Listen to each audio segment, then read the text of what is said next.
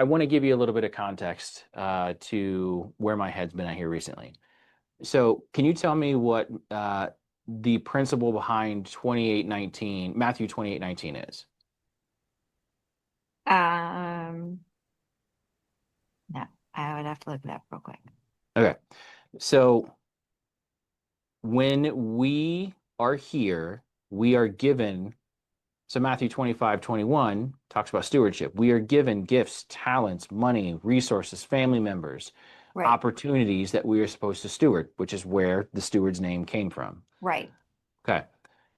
So, if we are supposed to steward the things that we are given while we are here, does that mean that we have ownership of any of those things? No, we're just making the the most of what we can, but none of it's ours. Exactly. Okay.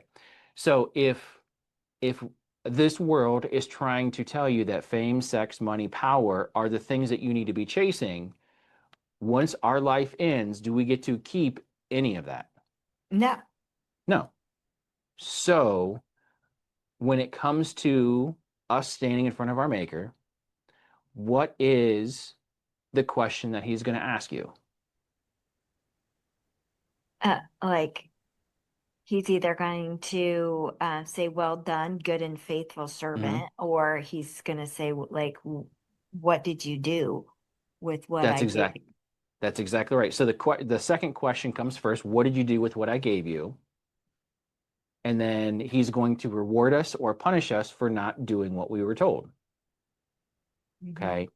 So the reward is getting to spend eternity with him. Correct. But what is the only thing that we can take with us when we go? The people we've shared and Exactly. they've accepted. So in the end, the money, the closings, the cars, the houses, we don't get to take any of that with us. We do get to take with us the people that we share the gospel with and we converted. So the Great Commission of 28:19, Matthew 28:19, is the last commandment that Jesus gave before he went to heaven, was you are supposed to spread my name far and wide and make disciples. So Hmm. really our job here is not to make money. Our job here is to create more disciples that create more disciples. Right, which is exactly what our church motto is. Be disciples, Right. make disciples. That's exactly right.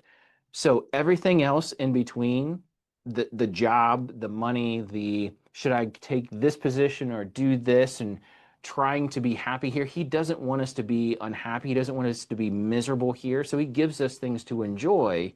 Not saying that, but like that is impartial unless we are serving the main mission, which is creating more disciples. So point being is like, all right, are you doing your job here? I'm not asking you to answer that. I'm just asking you it rhetorically. Are you doing your job here first and foremost? Are we creating more disciples?